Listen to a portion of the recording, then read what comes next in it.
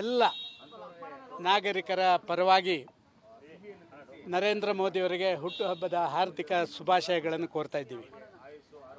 ಅವರಿಗೆ ಆಯುರಾರೋಗ್ಯ, ಒಂದು ರೀತಿಯಲ್ಲಿ ಈಗಿರುವಂಥ ಶಕ್ತಿಯನ್ನು ದ್ವಿಗುಣಗೊಳಿಸುವಂಥ ಒಂದು ಆಶೀರ್ವಾದ, ಇದನ್ನೆಲ್ಲವನ್ನು ತಾಯಿ ಚಾಮುಂಡೇಶ್ವರಿ ನಮ್ಮ ಪ್ರಧಾನಮಂತ್ರಿಯವರಿಗೆ ಕರುಣಿಸಲಿ. ಭಾರತವನ್ನು ಜಗತ್ತಿನ ನಂಬರ್ 1 ರಾಷ್ಟ್ರವನ್ನಾಗಿ ಪರಿವರ್ತನೆ ಮಾಡುವ ನಿಟ್ಟಿನಲ್ಲಿ ಅವರು ಮಾಡುವಂಥ ಕೆಲಸಕ್ಕೆ ಇನ್ನಷ್ಟು ವೇಗ ಸಿಕ್ಕಲಿ ಅಂತ ಹೇಳಿ ಆ ದೇವರಲ್ಲಿ, ಆ ತಾಯಿ ಚಾಮುಂಡಿಯಲ್ಲಿ ನಾನು ಪ್ರಾರ್ಥನೆಯನ್ನು ಮಾಡ್ತಾ ಇದ್ದೇನೆ. ಸರ್, ಬೆಂಗಳೂರು ಬಿಟ್ಟು ಅನೇಕ ಕಂಪನಿಗಳು ಹೋಗ್ತಾ ಇದ್ದಾವೆ. ಬಿಕಾಸ್ ಪಾರ್ಟ್ ಹೋಲ್ಸ್ಗಳಿದ್ದಾವೆ, ರಸ್ತೆ ಸರಿ ಇಲ್ಲ ಅನ್ನೋಂಥ ನೋಡಿ, right from the day one, ಇವತ್ತಲ್ಲ, ಯಾವಾಗ ಸಿದ್ದರಾಮಯ್ಯ ಮತ್ತು DK ಶಿವಕುಮಾರ್ ರಾಜ್ಯದಲ್ಲಿ ಆಡಳಿತ ಚುಕ್ಕಾಣಿ ಹಿಡಿದ್ರ ಅವರ ಗಮನ ಯಾವುದೇ ಡೆವಲಪ್ಮೆಂಟ್ನ ಬಗ್ಗೆ ಹೋಗಿಲ್ಲ, ಅವರ ಗಮನ ಯಾವುದೇ ಅನ್ಎಂಪ್ಲಾಯ್ಮೆಂಟ್ನ ಬಗ್ಗೆ ಹೋಗಿಲ್ಲ, ಅವರ ಗಮನ ಯಾವುದೇ ಇನ್ವೆಸ್ಟ್ಮೆಂಟ್ನ ಬಗ್ಗೆ ಹೋಗಿಲ್ಲ, ಪ್ರಾಯಶಃ ಇವತ್ತು ಪ್ರೈಮರಿ ಇಂಪಾರ್ಟೆನ್ಸ್ ಯಾವುದಕ್ಕೆ ಕೊಡಬೇಕು? ಈ ದೇಶದ ಯುವಜನತೆಗೆ ಕೊಡಬೇಕು. ದುಡಿಯುವ ಕೈಗಳಿಗೆ ಉದ್ಯೋಗಗಳನ್ನು ಕೊಡಬೇಕು. ಉದ್ಯೋಗ ಕೊಡಬೇಕು ಅಂತ ಹೇಳಿದರೆ ಇನ್ವೆಸ್ಟರ್ಸ್ ಬರಬೇಕು ಅಂತ ಹೇಳಿದರೆ ಅವರಿಗೆ ಎಲ್ಲ ಮೂಲಭೂತ ಸೌಕರ್ಯಗಳು ಇಲ್ಲಿ ಬ್ಯಾಂಗ್ಳೂರಿನಲ್ಲಿ ಅಥವಾ ಕರ್ನಾಟಕದ ಟೈರ್ 2 ಸಿಟಿಯಲ್ಲಿರಬೇಕು. ಇದರ ಯಾವುದರ ಬಗ್ಗೆ ಕಾಳಜಿ ಇಲ್ಲ. ಹೊಂಡ ಗುಂಡಿಗಳು ಎಷ್ಟರ ಮಟ್ಟಿಗಿದ್ದಾವೆ ಅಂತ ಹೇಳಿದರೆ ಸಣ್ಣ ರಿಕ್ಷಾಗಳನ್ನು ಆ ಹೊಂಡದಲ್ಲೇ ಮುಚ್ಚಬಹುದು. ಅಷ್ಟರ ಮಟ್ಟಿನ ಹೊಂಡ ಗುಂಡಿಗಳು ಕರ್ನಾಟಕದ ಕ್ಯಾಪಿಟಲ್ ಸಿಟಿ ಬ್ಯಾಂಗ್ಳೂರಿನಲ್ಲಿ ಮತ್ತು ಟೈರ್ 2 ಸಿಟಿಯಲ್ಲಿರುವಂಥದ್ದು ನಾವು ಗಮನಿಸ್ತಾ ಇದ್ದೇವೆ. ಇದರ ಅರ್ಥ ಏನು ಅಂತ ಹೇಳಿದರೆ, ಅಧಿಕಾರಕ್ಕೆ ಬಂದವರು ಜನರ ಆಶೋತ್ತರಗಳನ್ನು ಕಡೆಗಣಿಸುವಂಥ ಒಂದು ಪ್ರಯತ್ನ ಅದು ಪೂರ್ತಿಯಾಗಿದೆ. ಜಾತಿಗಳ ಮಧ್ಯೆ ಸಂಘರ್ಷ, ಧರ್ಮಗಳ ಮಧ್ಯೆ ಸಂಘರ್ಷ, ಒಂದು ರೀತಿಯಲ್ಲಿ ಕೊಳ್ಳೆ ಹೊಡೆಯುವಂಥ, ಲೂಟಿ ಹೊಡೆಯುವಂಥ ಸರ್ಕಾರವಾಗಿ ಇದು ಪರಿವರ್ತನೆ ಆಗಿದೆ. ಅದಕ್ಕಾಗಿ ಇನ್ವೆಸ್ಟರ್ಸ್ ಇವತ್ತು ಇಲ್ಲಿ ಯಾರು ಪರ್ಮನೆಂಟ್ ಆಗಿ ಹಿಂದೆ ಬಂದು ಇನ್ವೆಸ್ಟರ್ಸ್ ಆಗಿ ಜಗತ್ತಿನ ಅದ್ಭುತ ಕಂಪನಿಗಳಾಗಿ ಹೊರಹೊಮ್ಮಿದವರು ಕೂಡ ಇವತ್ತು ಇಲ್ಲಿಂದ ಹೊರಟು ಬಿಡೋಣ ಅಂತ ಹೇಳುವಂಥ ಭಾವನೆಗಳು ಬರ್ತಾ ಇರುವಂಥದ್ದನ್ನು ನಾವು ನೋಡ್ತಾ ಇದ್ದೇವೆ. ಇವತ್ತು ನೆರೆಯ ಆಂಧ್ರ ಪ್ರದೇಶ ಇರ್ಬೋದು, ಅಂದರೆ ಅಲ್ಲಿ ಈ ಇನ್ವೆಸ್ಟರ್ಸ್ ಕೊಡುವಂಥ ಆ ಸವಲತ್ತುಗಳಿರ್ಬೋದು, ಅಲ್ಲಿಯ ಡೆವಲಪ್ಮೆಂಟ್ಗಳಿರ್ಬೋದು. ತಮಿಳುನಾಡು, ಚೆನ್ನೈ ಒಮ್ಮೆ ಭಾರಿ ಬ್ಯಾಕಿಂಗ್ ಆಗಿತ್ತು, ಅಲ್ಲಿಗೆ ಬ್ಯಾಂಗ್ಳೂರು ಆಗಿತ್ತು, ಈಗ ಮತ್ತೆ ಚೆನ್ನೈ ಕಡೆ ಮುಖ ಮಾಡಿರುವಂಥದ್ದು.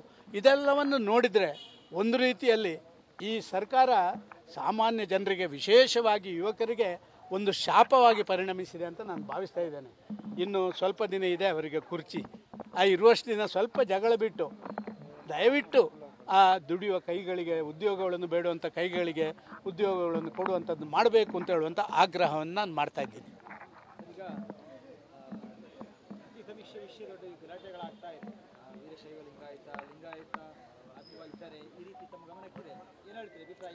ಸರ್, ಪ್ರಾಯಶಃ ಅವರ ಆಡಳಿತದ ಫೇಲ್ಯೂರನ್ನು ಡೈವರ್ಷನ್ ಮಾಡಬೇಕು ಅಂತ ಹೇಳಿದರೆ ಕೆಲವು ಸಣ್ಣ ಪುಟ್ಟ ವಿಚಾರಗಳನ್ನು ಅವರು ಕೈಗೆತ್ತಿಕೊಳ್ಳಬೇಕು. ಸಾಮಾನ್ಯ ಜನ ಮಾತಾಡುವಂಥದ್ದು ಜಾತಿ ಅಂತ ಹೇಳಿದರೆ ಹುಟ್ಟಿದವನಿಗೆಲ್ಲ ಮನಸ್ಸಲ್ಲಿ ನಾನು ಇಂಥ ಒಂದು ಜಾತಿಯಲ್ಲಿ, ಇಂಥ ಒಂದು ಸಂಸ್ಕೃತಿ ಸಂಸ್ಕಾರದಲ್ಲಿ ಹುಟ್ಟಿದ, ಅಲ್ಲಿಗೆ ಒಂದು ಕಲ್ಲೆಸಿದ್ರೆ ನೀರು ಅಲುಗಾಡ್ತಾನೇ ಇರುತ್ತೆ ಅಲ್ವಾ. ಆಗ ಇವರ ಡೆವಲಪ್ಮೆಂಟಲ್ ಆ್ಯಕ್ಟಿವಿಟೀಸನ್ನು ನಿಲ್ಲುವಂಥದ್ದು. ಇದರಿಂದ ಏನಾಗುತ್ತೆ ಅಂತ ಹೇಳಿದರೆ, ಈ ಒಡೆದಾಳುವ ನೀತಿ ಇದು ಯಾವುದೇ ರಾಜಕಾರಣಕ್ಕೆ ಒಳ್ಳೆಯದಲ್ಲ. ಡಿವೈಡ್ ಆ್ಯಂಡ್ ರೂಲ್ ಪಾಲಿಸಿ ಬ್ರಿಟಿಷರು ಕೊಟ್ಟಂಥ ಬಳುವಳಿ ಅದು. ಅದನ್ನು ಈ ಕಾಂಗ್ರೆಸ್ಸಿಗರು ಇನ್ನೂ ಉಳಿಸ್ಕೊಂಡಿದ್ದಾರೆ. ಈಗ ಎಲ್ಲಿವರೆಗೆ ತಲುಪಿದೆ ಅಂತೇಳಿ ಹಿಂದೆ ಮೇಲ್ಮಟ್ಟದಲ್ಲಿತ್ತು ಯಾವುದೋ ಧರ್ಮದ ಬಗ್ಗೆ. ಈಗ ಧರ್ಮವಾಗಿ ಜಾತಿ, ಉಪಜಾತಿ, ಅದರ ಒಳಗಿನ ಆಂತರಿಕ ಜಾತಿ, ಇಲ್ಲಿವರೆಗೆ ಇಳಿಯುವಂಥ ಹೀನಾಯ ಕೆಲಸ ಇದು. ಇದರಷ್ಟು ಪಾಪದ ಕೆಲಸ ಬೇರೆ ಯಾವುದಿಲ್ಲ. ವ್ಯಕ್ತಿಗತವಾದಂಥ ಒಂದು ಸಾಮಾನ್ಯ ಮನುಷ್ಯನಿಗೆ ತನ್ನ ಮೂಲ ವ್ಯವಸ್ಥೆಗೆ ಒಂದು ರೀತಿ ಕಲ್ಲು ಹಾಕುವಂಥ ಕೆಲಸ ಕಾರ್ಯಗಳನ್ನು ಮಾಡೋದು, ಅವನ ಮನೋಸ್ಥಿತಿಯನ್ನು ಬದಲಾವಣೆ ಮಾಡುವಂಥದ್ದು, ಇದು ಖಂಡಿತವಾಗಿ ಆಡಳಿತಕ್ಕೆ ಗೌರವ ಕೊಡುವಂಥದ್ದಲ್ಲ.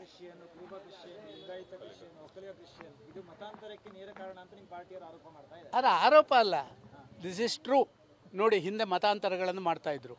ಈ ದೇಶದಲ್ಲಿದ್ದಂಥ ನಮ್ಮ ಹಿರಿಯರುಗಳೆಲ್ಲ ಮತಾಂತರವನ್ನು ಪ್ರಬಲವಾಗಿ ವಿರೋಧ ಮಾಡಿದರು.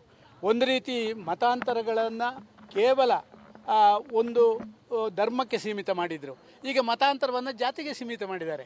ಇದರ ಅರ್ಥ ಎಲ್ಲೋ ಒಂದು ಕಡೆ ಈ ಆಡಳಿತ ಯಂತ್ರದವರ ಕಾಲೆಳೆಯುವಂಥ ತಂತ್ರ ಇದನ್ನು ಯಶಸ್ವಿ ಮಾಡುವಂಥ ಒಂದು ಪ್ರಯತ್ನ ಅಂತ ಭಾವಿಸ್ತಾ ಇದ್ದೀನಿ. ಕೊನೆಯ ಪ್ರಶ್ನೆ, ಭಾಳ ದಿನಗಳ ಹಿಂದೆ ಅಥವಾ 15 ದಿನಗಳ ಹಿಂದೆ ಮೋಹನ್ ಭಾಗವತ್ ಒಂದು ಸ್ಟೇಟ್ಮೆಂಟ್ ಮಾಡಿದ್ರು.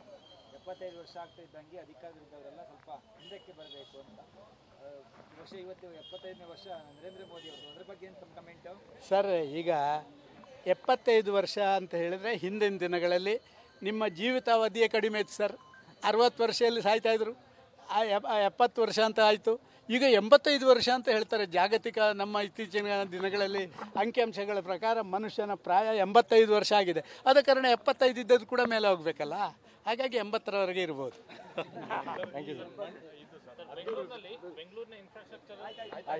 ಸರ್, ಮದ್ದೂರು ವಿಚಾರಕ್ಕೆ ಸಂಬಂಧಪಟ್ಟಂತೆ ಕಡಲೂರು ಉದಯ್ ಯಾರು ಶಾಸಕರು ಇದ್ದಾರೆ, ಅವರು ಫಾರಿನ್ ಟೂರಲ್ಲಿದ್ದರು. ಇವತ್ತು ಸ್ಟೇಟ್ಮೆಂಟ್ ಕೊಟ್ಟಿದ್ದಾರೆ ಮದ್ದೂರಿಗೆ ಬಂದು. ಇಡೀ ಘಟನೆಗೆ ಬಿಜೆಪಿಯ ಪ್ರಚೋದನೆ ಕಾರಣ ಸರ್, ಆಡಳಿತ ಅವರ ಕೈಯಲ್ಲಿದೆ. ತನಿಖೆ ಮಾಡಿಸಿ ಯಾರು ತಪ್ಪಿಸ್ತಾರೋ ಅವರ ಮೇಲೆ ಆ್ಯಕ್ಷನ್ ತಗೊಳ್ಳಿ. ಮಾತಿಗೆ ನಿಮ್ಮ ಮುಖ್ಯಮಂತ್ರಿ ಹೇಳ್ತಾರಲ್ಲ, ನಿರ್ದಾಕ್ಷಿಣ್ಯವಾದಂಥ ಕ್ರಮ, ಯಾವುದೇ ಪಕ್ಷಪಾತ ಮಾಡದೆ ಮಾಡಿ ಅಣ್ಣ. ಮದ್ದೂರಲ್ಲಿ ಯಾರಂತ ಗೊತ್ತಾಗುತ್ತೆ.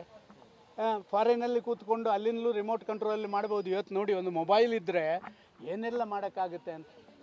ಇವತ್ತು ಬೆಳಿಗ್ಗೆ ನಾನು ನೋಡ್ತಾ ಇದ್ದೀನಿ ನನ್ನ ಮೊಬೈಲು, ನನ್ನ 2-3 ಬ್ಯಾಂಕ್ ಖಾತೆಗಳು ಇವತ್ತು ಹ್ಯಾಕ್ ಆಗಿದೆ. ನಿನ್ನೆ ಸುಮಾರು 1 ಲಕ್ಷ ರೂಪಾಯಿ 3 ಬ್ಯಾಂಕ್ಗಳ ಖಾತೆಯಿಂದ ಈಗ ನಾನು ಕಂಪ್ಲೇಂಟ್ ಕೊಡಲಿಕ್ಕೆ ಹೋಗ್ತಾ ಇದ್ದೀನಿ ಈಗ. ಅಂದರೆ ಇವತ್ತು ಈ ಮೊಬೈಲಿಂದ ಏನೆಲ್ಲ ಮಾಡಲಿಕ್ಕೆ ಸಾಧ್ಯ ಅದನ್ನೇ ಬಹುಶಃ ಉದಯರ ಅಲ್ಲಿಂದ ಮಾಡಿರಬೇಕು ಅಂತ. ಎಷ್ಟು ಅಮೌಂಟ್ ಹ್ಯಾಕ್ ಆಗಿದೆ ಸರ್? ಅಮೌಂಟ್ ಬಗ್ಗೆ ಏನಾದ್ರು ಡೀಟೇಲ್ಸ್ ಇದೆಯಾ? ಸುಮಾರು 1 ಲಕ್ಷ 3 ಬ್ಯಾಂಕಿಂದ ಹೋಗಿದೆ. HDFC, SBI ಮತ್ತು ನಮ್ಮ ಆ್ಯಕ್ಸಿಸ್ ಬ್ಯಾಂಕ್ 3 ಖಾತೆಗಳಿದ್ದಾವೆ ನನ್ನಲ್ಲಿ.